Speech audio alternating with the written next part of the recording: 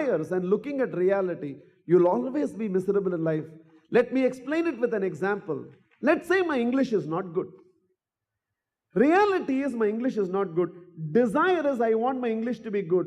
When I stand on reality, my English is not good, and focus on my desire that I want my English to be good, progress is possible. Every day I can learn 3 new words.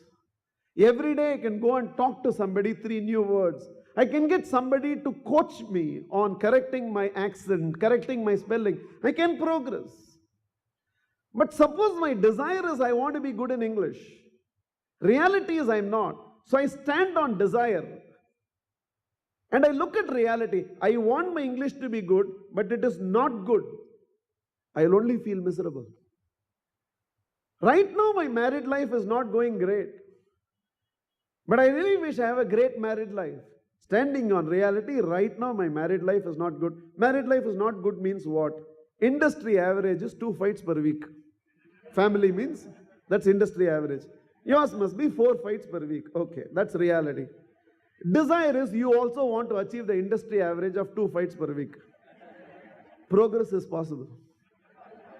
But if you stand on desire, I want only 2 fights per week. Why I am clarifying this again and again is, if any one of you is thinking that a great family life means no fight at all, even in a story, only in the last sentence it will come, they lived happily ever after. Even if one more paragraph is written after that, fight will come. Human being means there will be differences. Where there are differences, there will be issues. When I stand on desire, that my married life is not great, I want it to be great, and look at a reality, my married life is not great, that's where the remorse comes in. Most of our miseries in life is, we stand on the desires of tomorrow and look at today and become miserable. Stand on today. This is reality. Focus on tomorrow. I really wish my organization is not so dependent on me. I know a lot of you first-time entrepreneurs or people who have inherited businesses from families. We don't have an organizational structure in place. Second line is not in place. Third line is not in place. Systems are not in place. Checklist is not in place. 10 years ago when you started also, everything was dependent on you. Even today, everything is dependent on you. Every decision, they have to come back to you. Every negotiation, they have to come back to you. Every initiative, they have to come back to you. An organization that is completely dependent on one leader slows down in the entire process of its progress. An organization which is an organization of decision makers and systems are in place, structure is in place, reporting structures are in place. Yes, I should come to know what is happening, but I need not be involved in every decision. That is when a business grows into an organization. Rajan, I really wish I don't have to continue to run around the way I used to run around. I want to do a lot more. Reality is, it's still completely dependent on me. You become miserable. Shift standpoints. Reality is, it's still dependent on me. In 5 years' time, I will develop it into an organization. Then a lot of progress is possible. So somewhere the marriage between the past and the future is, instead of standing on tomorrow and looking at your today, stand on your today and look at the tomorrow that you can build. When you create that progressive approach, a lot can happen in your life. A lot can happen in your life. Draw a line to your past. It's an old paradigm. Any day can be the last day of human life. The new paradigm is today is the first day to the rest of your future. Today is the beginning. I remember recently in a media when somebody was asking me this question, what's not okay about this country? Do you think it can be corrected? I said, see, if we are willing to build a new India, that can be done. If you are trying to correct the existing India, we are banging against a wall. But ask me, can we build a new India? Catch all those little ones who are sitting here between the age bracket of 15 to 25 and work on them from today. 20 years from now, they are the new India. And in their hands, lot can happen. Lot can happen. See, uprooting a plant from where it is, and replanting it somewhere else and asking it to grow into a tree is much easier than transplanting a grown-up tree.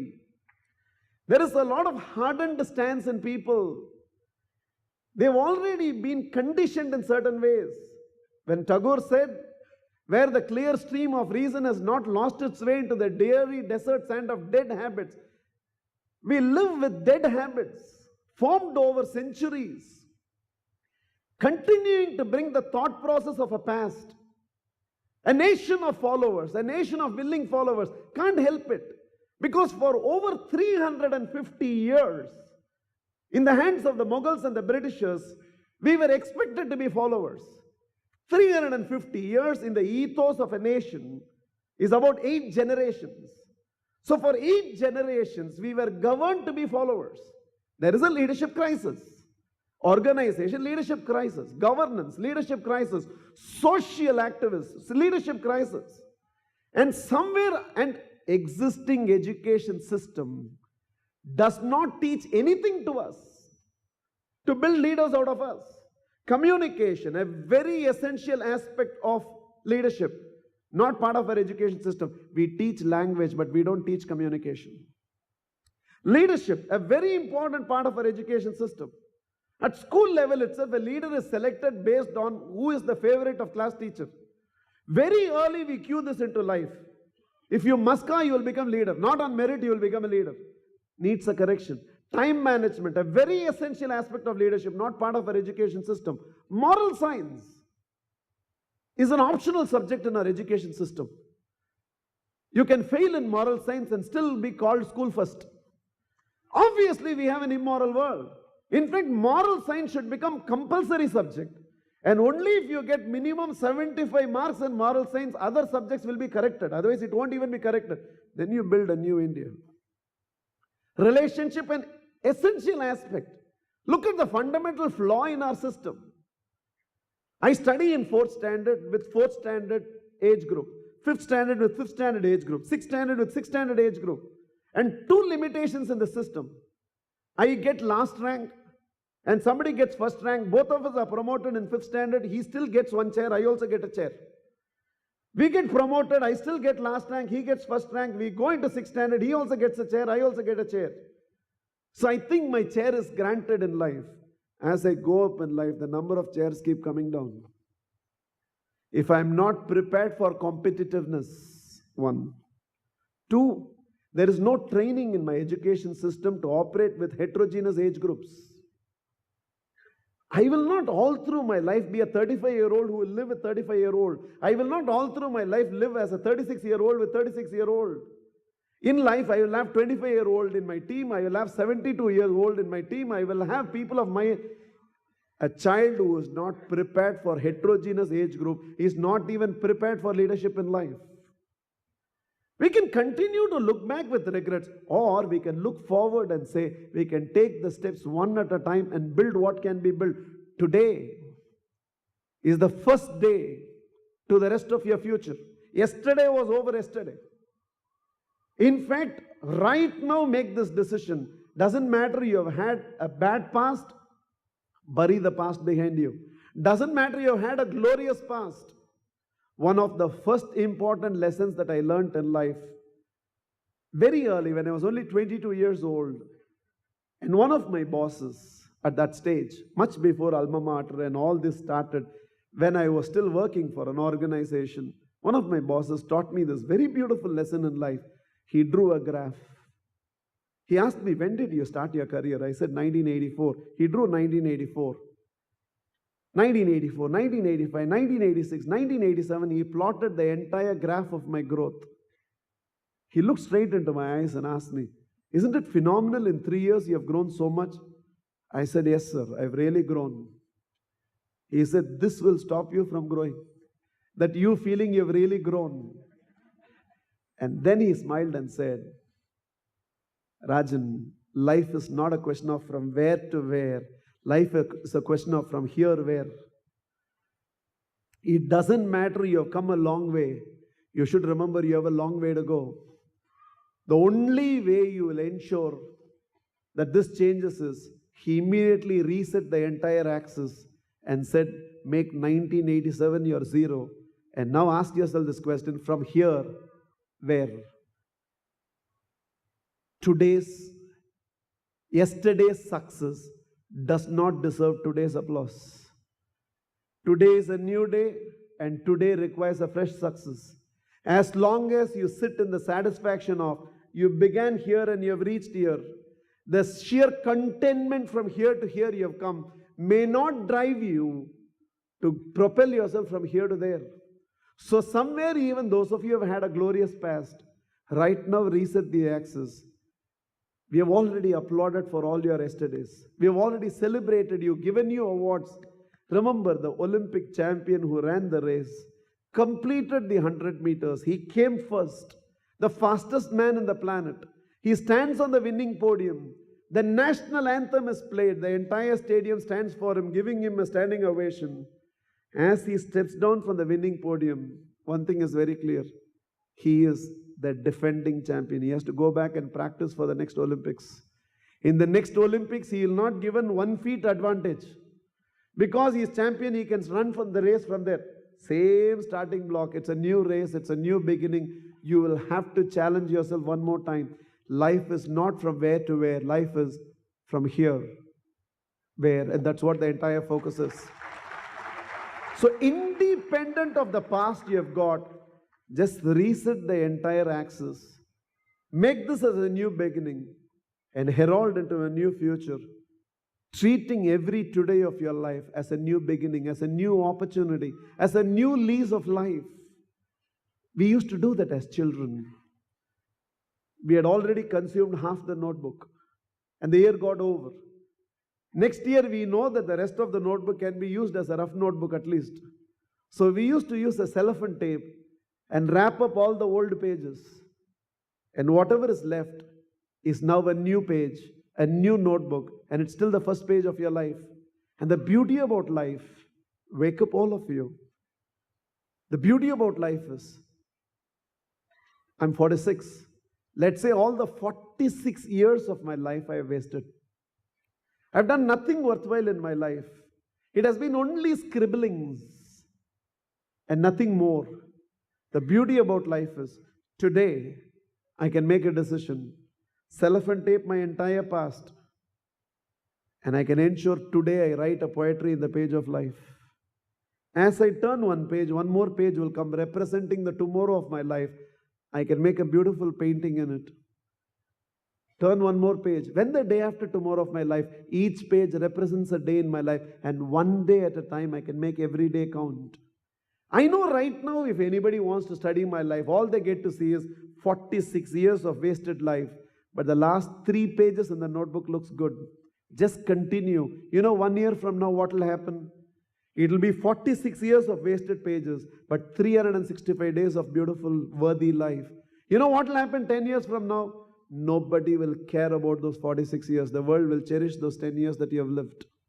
At some stage, you have to make that decision. I don't care about the past that I have lived. Let me cellophane tape that entire past. Treat this as a new beginning. And from this new beginning, let me herald forward into the future that I can build for the years that is left that really counts. And let me focus on this. And I want you to step into this new future, independent of your past, understanding you are a human being, an infinite potential. Like you, there is no other potential on earth. It is just that those of them who have made it in life have realized the sleeping potential within them. But even to those who have made it in life, I just wish to give you a gentle reminder. Success is not what I achieve compared to others. Success is what I achieve compared to what I am capable of. Just because I made it in life compared to others, you know in the heart of your heart, there is not a single person who is sitting inside this auditorium who, if you are honest with yourself, will not recognize, I can do a lot more than what I am doing right now. I have still not done justice to my potential.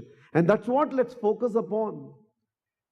It seems Sir Edmund Hillary, after a couple of failures in scaling Mount Everest, one day, looking at a painting of Mount Everest that he had in his room, it seems looked straight into the portrait of Mount Everest and said, The more you reject me, the more I'm becoming determined that one day I'll stand at the top of you.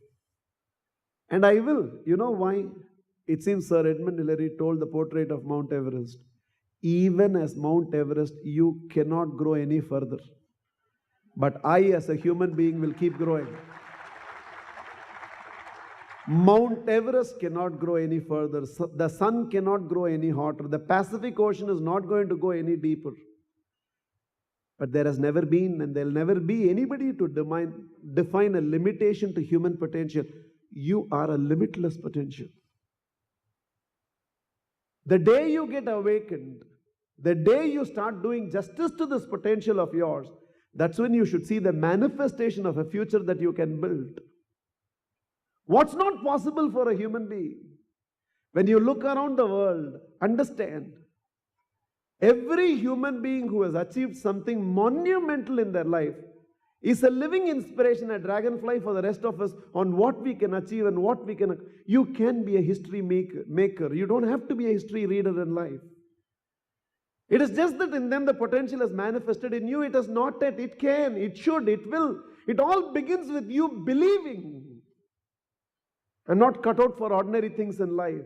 I don't belong here. What's not possible for a man? In whatever be the line of activity, in whatever be the field of activity, just because I didn't have a glorious past does not mean I will not have a glorious future. And enough human beings in the world has been a testimony to it. You will have to expand the perception with which you see yourself. See, my eyes has a bandwidth of perception. Between this wavelength to this wavelength only my eyes can see. It's not that there are not forms beyond the perception of my eyes, but my bandwidth of perception of my eyes limits me to see only VIBJR and nothing beyond that. Even an infrared or an ultraviolet I cannot see. My ears have a limitation.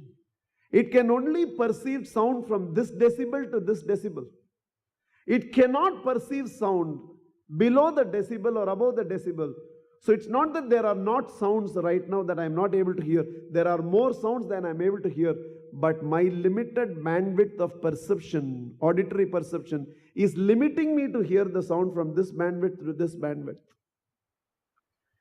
Similarly, with every sense, there is far more to perceive than what I am perceiving. But I am able to perceive only so much because there is a limitation to the bandwidth of my perception. Hypothetically speaking, let us say I can expand the bandwidth of my vision a little more. I will see a lot more than what I'm seeing right now. Hypothetically speaking, let us say I can expand the bandwidth of my auditory perception a little more. I will hear a lot more than what I'm hearing right now. Similarly, each one of us, depending on how we have been brought up, what has been the circumstances around us, the environment in which we have groomed, what has been the inputs that has been given by our immediate family members repeatedly to us, depending on all that, we have a bandwidth of perception. This is what I am capable of. And the life that you get to see is limited by the bandwidth of your own perception. You are a limitless possibility limited by your own bandwidth of perception. Research shows a child before he attains the age of 14 has been told on an average 1,48,000 times, you can't. Intention may be noble. The child wanted to climb onto a table, you felt you can't so that he won't hurt himself. The child wanted to handle a knife, maybe you didn't want him to hurt himself, so you said you can't. The intention can be noble, but the point is, before you attain the age of 14, you have been told by parents, by teachers, by education system, by peer group, your relatives, on an average, 1,48,000 times, you can't. In fact, it's a miracle you have made it so much in life. Because anything you want to do in life, the moment the initiative goes inside, there is a 1,48,000 minimum. This is average we are talking in terms of. A 1,48,000 echo from inside which says you can't, you can't, you can't, and you believe you can't. And in most of our cases, because we don't take a decision and move ahead in life, we always have a council around us to discuss. You think I should do it? 10 people around you is 10 into 1,48,000.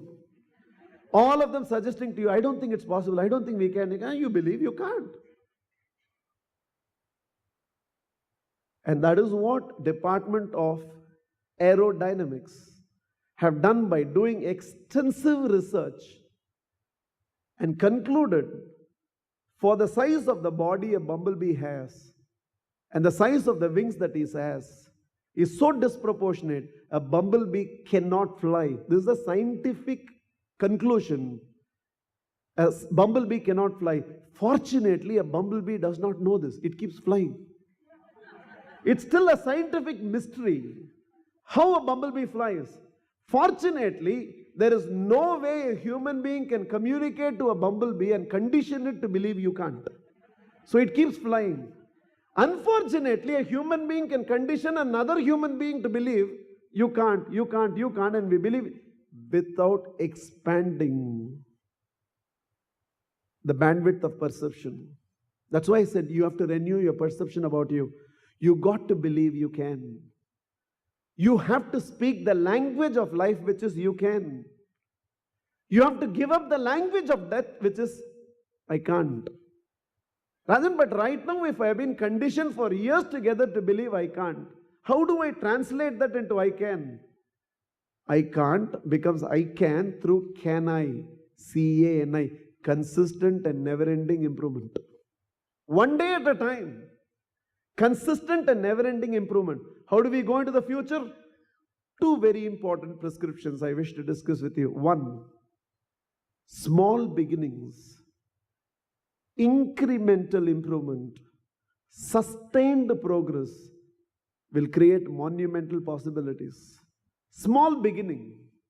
See, it's very important in the beginning you take some initiatives which makes you feel that sense of success. As a leader, it's very important you take those small initiatives with your team and give them that first taste of success.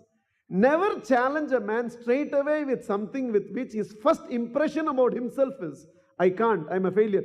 Give him the taste of success. And the way you trigger this taste of success into him is small beginning. Somewhere if you want to drop 14 kgs in the next 1 year, it has to start with a small beginning. That is, you have to wake up tomorrow morning early. Small beginning. Straight away you go and enroll yourself in a fitness studio for 1 year by paying 25,000 rupees. First step. And every fitness studio is a flourishing business because they know you won't come. In fact, if every fellow who takes an annual subscription will go every day to a fitness studio, all fitness studio has to close. They have complete faith in your commitment levels. If you are an extraordinary guy, you will come for 10 days. With all the interest you have developed about becoming fit, few things have happened. Fitness studio business has grown. Nike, Reebok and Adidas have really established themselves in this country. More shoes are being sold and you are still plus 14 kgs. That has not changed. What has to change has not changed. Economy has improved. But the person living in Gujarat continue to have a healthy Madhya Pradesh. That alone has not changed.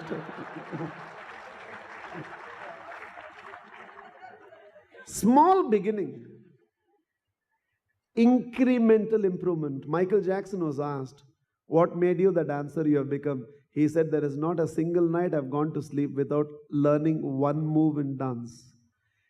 And you learn only one move in dance, and when you learn it for 1 year, it's not 365 learning of linear progression, it's 365 learning of geometric progression.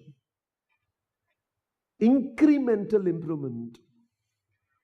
Striving to ensure every today of mine is in some way better than my yesterday. Striving to 1% improvement per day. And I think this has worked like a magic mantra to every organization, every individual we have worked with, even in a spiritual dimension. Just committing yourself to this one process, 1% improvement. Today, can I feel I'm closer to my God than I was yesterday?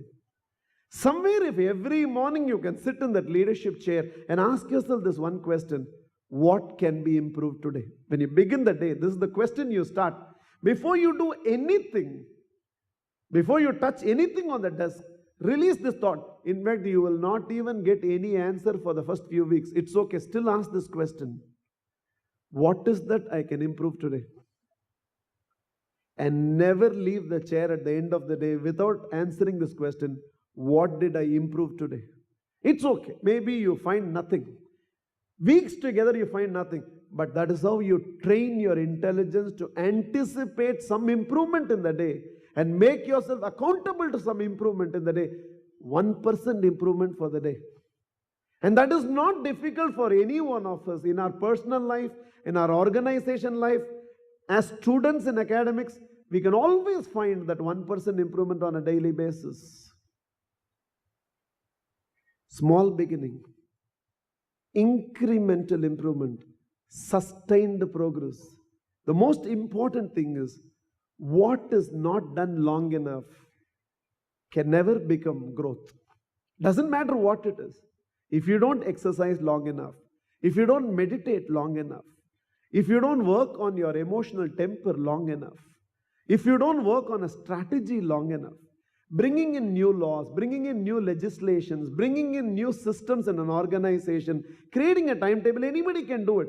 But if you don't sustain it long enough, if Singapore is today a place which is clean, it's not because they brought in an anti-litter law, but the anti-litter law was enforced long enough. And when you enforce something long enough, for example, children who are born in Singapore in the last 25 years don't even know you can litter on the road. In fact, if these children have to again litter on the road, I have to do a training program for them. On their own, they don't know it can be done, because it's not about bringing in a law. It is about enforcing it long enough. It's not about doing a 3-day executive MBA in Ahmedabad and immediately getting excited and Monday going and creating some change in the structure of the organization. Will you sustain it long enough? Change held long enough becomes a culture. Any change held long enough will become a culture. It's not about bringing in new systems into the organization. Can you sustain it long enough? It's not about introducing new measures of change. Can you sustain it long enough? I'll put it this way. Much more than initiating a change, the responsibility of leadership is to sustain the change long enough. Only then you will experience the transformation, not otherwise. Small beginning, incremental improvement, sustained progress, monumental possibilities. All great things in life is a process that was held long enough for it to become a monumental possibility, and all of us can create those monumental possibilities. Now, how do I ensure that there is this sustained progress? This seems to be the most challenge. Small beginning looks easy. Incremental improvement, okay, I'll begin every day either as a professional or even as an individual, as a student. I'll begin every morning by asking this question: where can I improve today?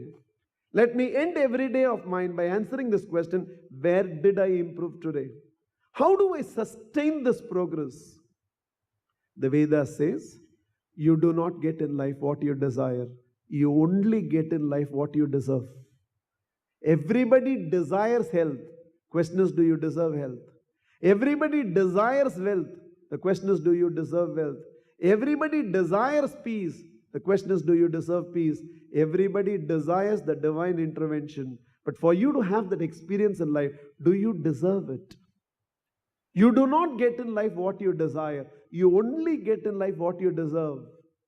But fortunately, it comes to your rescue by saying, desires can become deservingness through consistent, directed, self-motivated effort. Consistent, directed, self-motivated